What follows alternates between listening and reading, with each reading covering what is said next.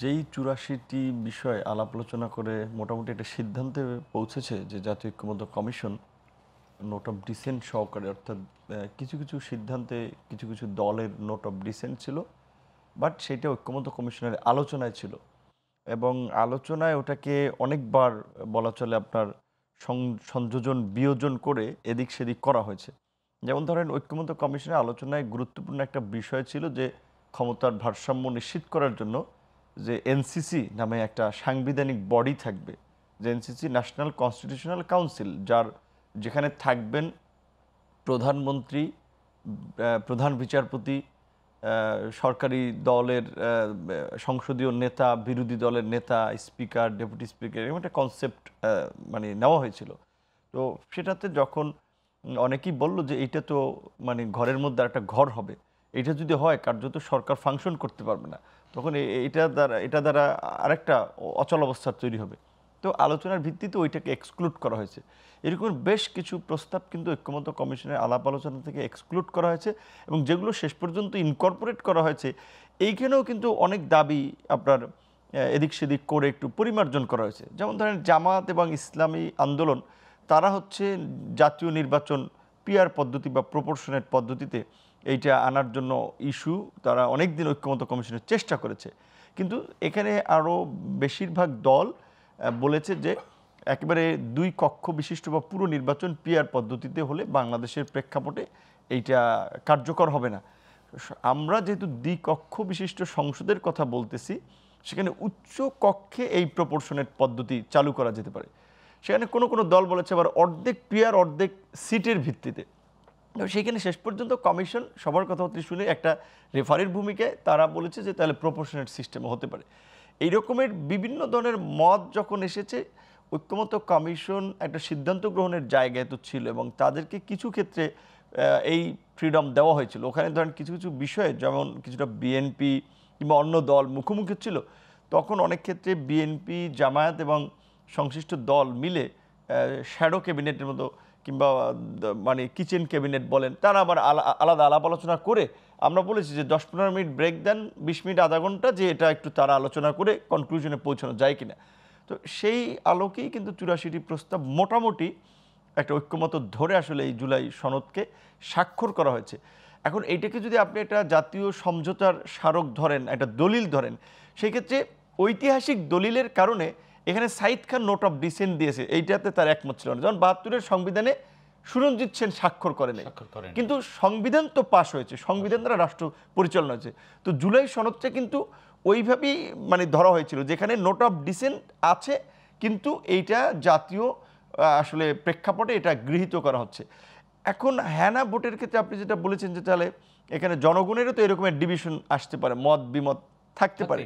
এখন এইখানে এই জন্য আপনার প্রস্তাবটা কিন্তু ওইভাবে মানে হ্যানা ভোটে যাওয়ার কথা ছিল যে জাতীয় ঐক্যমত্য কমিশনের রাষ্ট্র সংস্কারের গৃহীত এই জুলাই সনদকে আপনি সমর্থন করেন কিনা বা চান কিনা বা পক্ষে আছেন কিনা, ধর এইরকম একটা লাইনে নিয়ে কিন্তু পাশ করাইতে হবে। এখন সেই ক্ষেত্রে 84টা প্রস্তাব নিয়ে তো কখনোই আসলে এই ধরনের 84টা মতামত নেওয়া সম্ভব নয় এবং বেশ কিছু প্রস্তাবে তো একেবারে সব রাজনৈতিক দলে একমত ছিল। দু একটি মেজর ইস্যু নিয়ে একটু দ্বিমত আছে, কিন্তু আমি মনে করি যে যেই একটা ঐতিহাসিক প্রেক্ষাপটে দাঁড়িয়ে আমরা যে আলাপ আলোচনাগুলো করেছিলাম, আগামীতে নির্বাচন হলে ধরুন ওইখানকার সমস্ত প্রতিনিধিত্ব হয়তো সংসদে থাকবে না এবং আগামী নির্বাচনে যদি আপনার ধরেন এই সংবিধান সভা কিংবা গণপরিষদ টাইপের কিছু না হয়, ওইখানে জুলাই সনদ নিয়ে যে আলাপ আলোচনাটা হয়েছিল জাতীয় ঐক্যমত্য কমিশনে, ওইটাকে কিন্তু একটা আপনি সংবিধান সংস্কার সভা কিংবা গণপরিষদই বলতে পারেন। ওখানে লেফট রাইট মোটামুটি সব উইংয়ের কিছু সিভিল সোসাইটির লোকজনও ছিল। সো এই রকমের একটা আলাপ আলোচনার পরে যদি এই সনদটাকে কার্যকর করা না যায়, তাহলে সেটা দুঃখজনক হবে। তবে বিএনপির অবস্থান পরিষ্কার, এখানে বিএনপি পরিষ্কারই বলেছিল যে তারা যেই বিষয়গুলোতে নোট অফ ডিসেন্ট দিয়েছে, যেমন উচ্চকক্ষে পিআর, এটা বিএনপি উচ্চকক্ষ চায় কিন্তু পিআর একমত না। তারপর পিএসসি, দুদক সহ কিছু প্রতিষ্ঠানে সেন বলেছিল যে আমরা এটা জনগণের কাছে ম্যান্ডেট নিতে চাই, জনগণ যদি আমাদেরকে সমর্থন করে তাহলে আমরা এটা পরিমার্জন করবো, আমরা নির্বাচন আগে এটা বলে নেব।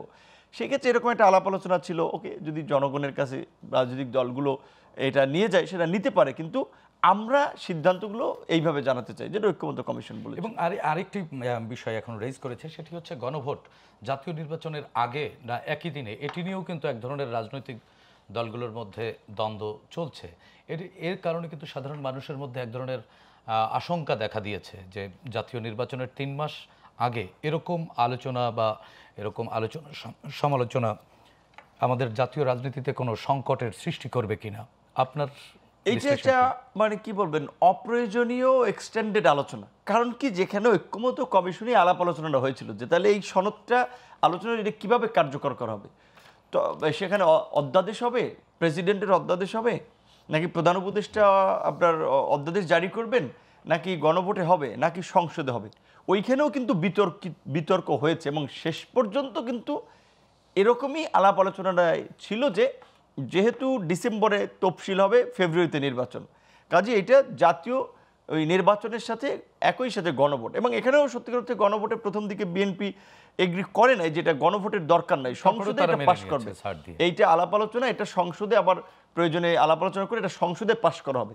কিন্তু আমরা বলেছিলাম যে এখানে আমরা 32টা রাজনৈতিক দল ও জোট যারা আলোচনা করছি, শতভাগ জনগণের প্রতিনিধিত্ব আমরা করি না। এবং গণ অভ্যুত্থানে যেভাবে জনগণের একটা স্বতঃস্ফূর্ত অংশগ্রহণ ছিল, সংগ্রাম ছিল, এই জুলাই সনদের উপরে একটা জনগণের ম্যান্ডেট নেওয়া হোক, সেই কারণে আমরাই প্রথম বলা চলে গণ অধিকার পরিষদ থেকে আমরা একেবারে জাতীয় সংসদের এলইডি হলের আলোচনায় আমরা এই গণভোটের প্রস্তাবটা দিয়েছিলাম। এবং সবার দাবির প্রেক্ষাপটে কিন্তু শেষ পর্যন্ত বিএনপিও এগ্রি করেছে যে ওকে, তাহলে সবাই যদি গণভোট চাচ্ছে আমরাও গণভোটে এটাকে অ্যাকসেপ্ট করব। কিন্তু গণভোটের টাইম নির্ধারণ হয়েছে জাতীয় সংসদের সাথে একই সময়।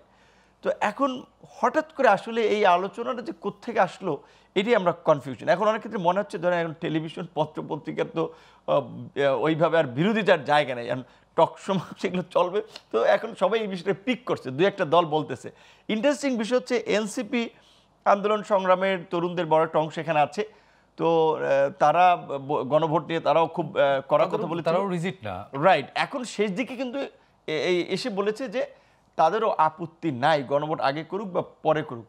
বাস্তব কথা হচ্ছে ওই গণভোট বিষয়ে একটা বোঝাপড়া হয়ে গেছে। এখন যে আলাপ আলোচনা হচ্ছে এইটা রাজনৈতিক স্ট্যান্ডবাজি। এখন এই কথাটা আমি একটু শেষ করছি, এই কথাটা আমার জায়গা থেকে বলা, সোশ্যাল মিডিয়াতে বিশেষ করে জামাতের সমর্থকরা আমার গাল দেবে, কারণ জামাতের লোকেরা বলতেছে যে গণভোট নির্বাচন আগে। কাজে এখন মানুষ বুঝে না, তাদেরকে বিভ্রান্ত করা হচ্ছে যে না না, এই আমাদের রক্তের উপরে লেখা জুলাই সনদ এইটা বাস্তবায়ন হবে না, এটার বিরুদ্ধে বিএনপি, আর এই গণ অধিকার বন্য যারা বিএনপির সাথে জোট করার জন্য তারা বিরোধিতা করতেছে। ভাই আমরা তো বাস্তব আলোচনার সমাধানের টেবিলে এটা সিদ্ধান্ত নিয়েছিলাম যে জাতীয় সংসদে একই সাথে গণভোট হবে। আমি একটু শেষ করছি এইখানে, যে এই যে যারা গণভোটের কথা এখনো বলছে তারা ভালো করেই জানে যে এখন আজকে নভেম্বরের 2 তারিখ, ফেব্রুয়ারির ফার্স্ট উইকে যদি তফসিল হয়, গণভোট আপনি কবে করবেন?